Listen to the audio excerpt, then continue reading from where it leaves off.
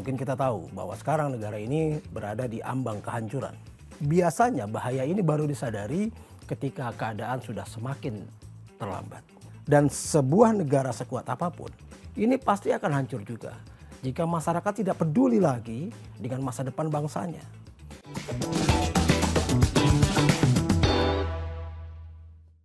Halo guys, jumpa lagi di Open Your Mind. Nah, pasca pencoblosan, banyak sekali hal yang terjadi. Ya, kita lihat rusaknya demokrasi langsung disertai oleh pembagian atau bagi-bagi kuasa di antara para penguasa. Kita lihat politisasi bansos berakibat banyak terhadap perekonomian kita. Dari mulai harga beras yang luar biasa juga langsung disusul oleh harga-harga bahan baku yang lain. Bahan kebutuhan pokok semuanya sulit dicari dan harganya melambung tinggi. Nah, saya jadi teringat satu cerita di salah satu negara di Amerika Latin, Venezuela. Mungkin kita tahu bahwa sekarang negara ini berada di ambang kehancuran. Nah, kalau kita lihat di sana, pemerintah di sana ini ya sama sebenarnya seperti kebanyakan pemerintahan yang lain, bahwa mereka membuat program-program yang dalam tanda kutip ya berniat untuk menyogok rakyatnya sendiri. Program-program ini kelihatannya sangat bagus, sangat baik, dan sangat pro rakyat, sangat populis. Tapi sebenarnya ada bahaya besar di sana. Dan celakanya, biasanya bahaya ini baru disadari ketika keadaan sudah semakin terlambat. Nah, banyak sekali pemerintah ya, dan terutama yang terjadi di sana ini di Venezuela, ini membuat program-program yang intinya hanya menyuapi rakyatnya saja. Tidak memberdayakan, tidak membangun kerjasama, apalagi menghasilkan income buat negara, baik berupa barang ataupun jasa. Nah, masyarakat di sana ini hanya disuapi program-program yang sebenarnya ini dihasilkan dari penjualan sumber daya alam, dari hutang-hutang luar negeri. Dan ketika masalah terjadi, maka mereka baru menyadari bahwa tidak ada apa-apa lagi yang mereka miliki. Ketika terjadi kesulitan pangan misalnya, ketika sulitnya bahan-bahan baku pertanian maupun misalnya beras seperti di kita yang sekarang kita alami ini. Nah, di sana pemerintahnya bukan membangun kemandirian dari para petani untuk bisa meningkatkan produksi, tapi mereka sibuk mencari import-import dari luar negeri. Para pejabatnya sibuk berebutan tentang kuota import siapa yang paling besar. Dan inilah yang terjadi. Nah, masyarakat yang dalam kondisi seperti ini, yang biasa disuapi oleh pemerintahnya, ini biasanya akan tidak peduli dengan apa yang terjadi di pemerintahan. Sehingga pemerintahan, parlemen ini bisa dengan leluasa melakukan atau menyalahgunakan kekuasaannya. Korupsi merajalela di mana-mana. Dan masyarakatnya tidak peduli, ya karena mereka merasa kenyang sudah disuapi. Nah, ketika akhirnya mereka sadar bahwa banyak sekali kebijakan-kebijakan pemerintah yang salah, yang tidak pro rakyat dan berbahaya, keadaan sudah semakin terlambat. Mereka baru menyadari ketika mereka sudah tidak lagi memiliki sumber daya alam. Mereka baru menyadari ketika hutang sudah menggunung tinggi.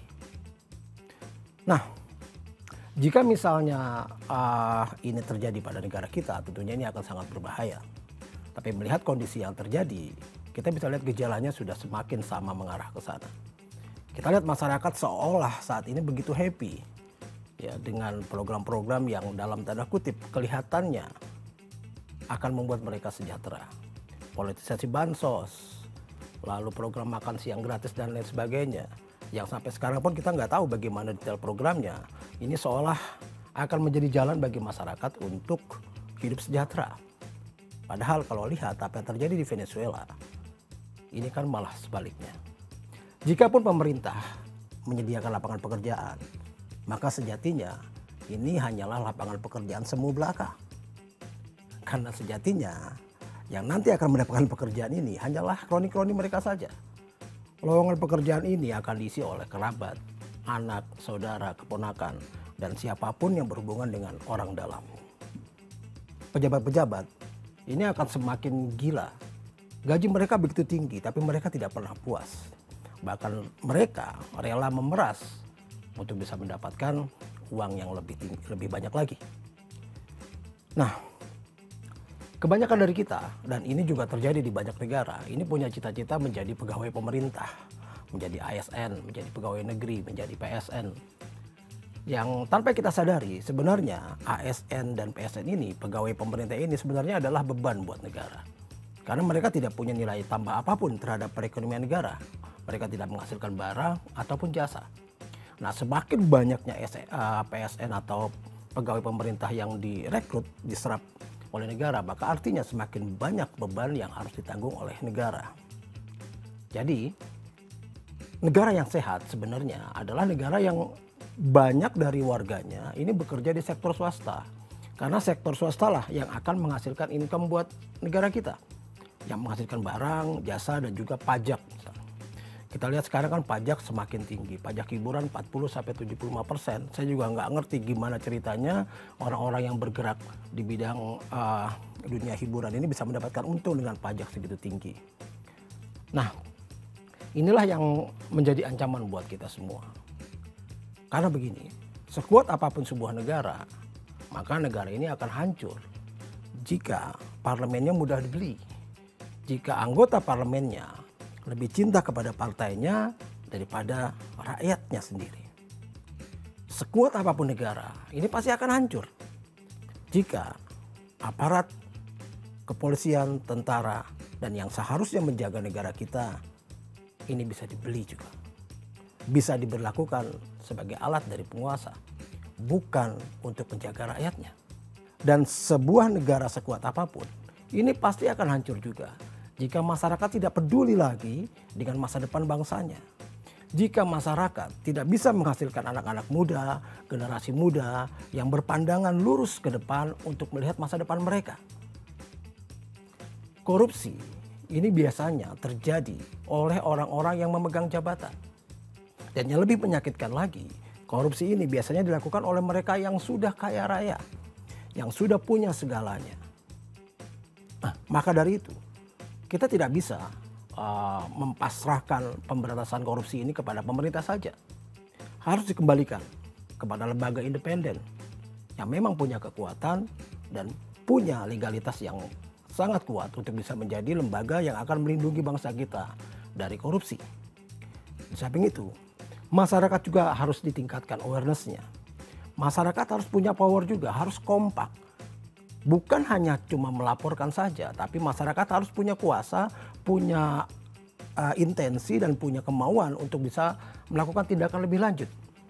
Harus ada tekanan moral dari masyarakat, khususnya terhadap korupsi-korupsi seperti ini.